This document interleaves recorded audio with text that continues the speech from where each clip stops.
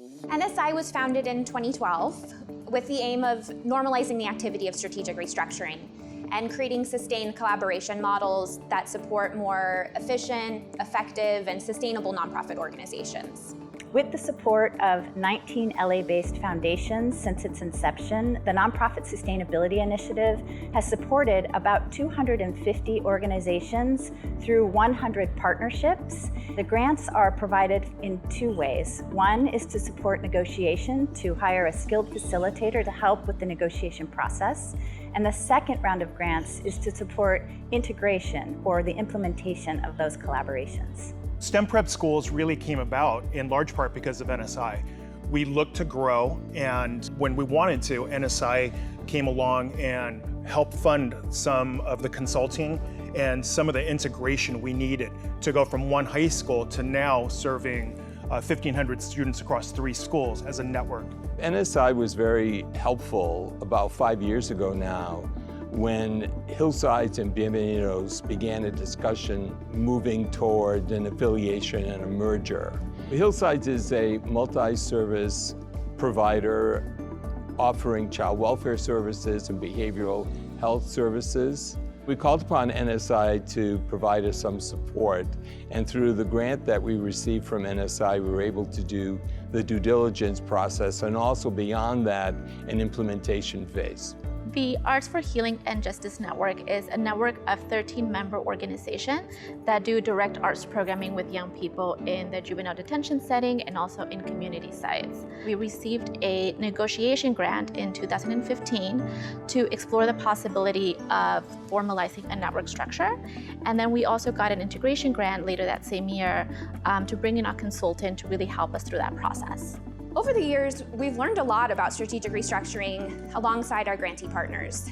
From grantee feedback and evaluation findings, we know that partnership models range far beyond the typical merger.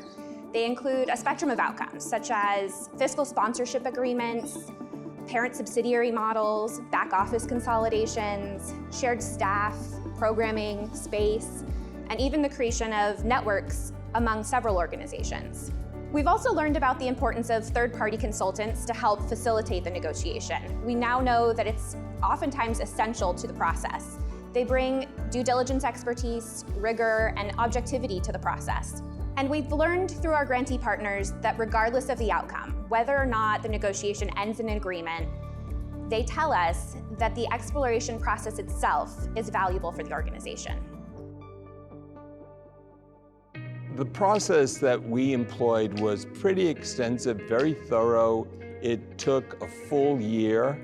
It involved a pretty significant review of all of our contracts to make sure that they were compatible.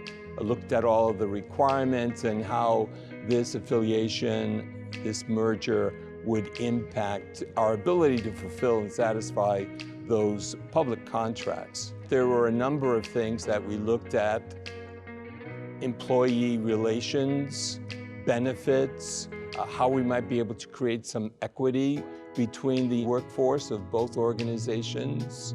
And in addition to that, there was the whole issue of some of the logistics of various sites and bringing those sites together and supporting people in addressing what it meant to come together, just different cultures, different ways of operating. My background is in running schools, and while I am an entrepreneur, something along the lines of a merger is just not within my wheelhouse. And sometimes you need experts who really know how to guide you, how to push you in the right direction, and how to offer the services that you need to make things easier. We were able to look at assets and deficits and liabilities. We were able to look at alignment around board policies. We were able to look at the finances. Before receiving the support from NSI, we were convening the different organizations almost as a work group, and they were coming together to talk about their successes and their challenges in programming.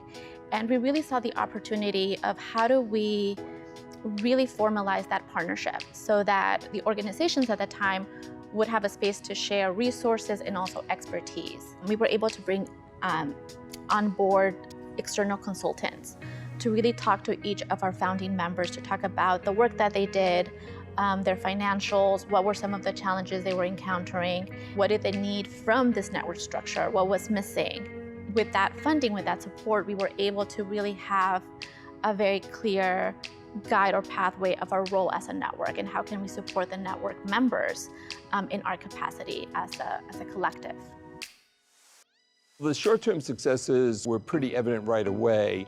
There was a significant amount of savings because we were able to consolidate the administrative infrastructure, and those savings, which came to about $1 million, then helped us to address some of the workforce equity issues that we needed to address. When we first started, we were just a staff of 2, the executive director and myself, and now we are a staff of 10 full-time staff members, and we have an annual budget of a little bit over $2 million.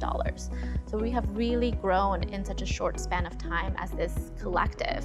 One of the things that we've learned through this process is that it was an opportunity for us to strengthen our mission and to provide greater impact.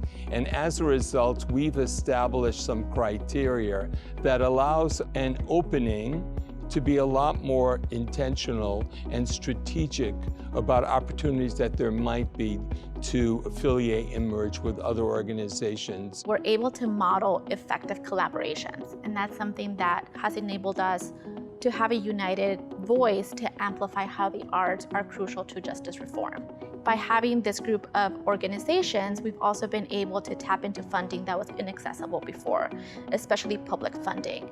So smaller CBOs weren't able to contract with big departments like the probation department.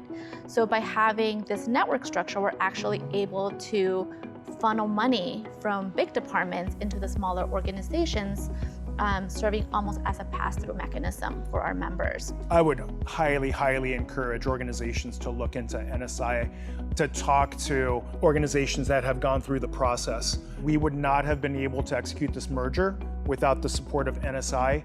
The recommended consultants are really, really excellent.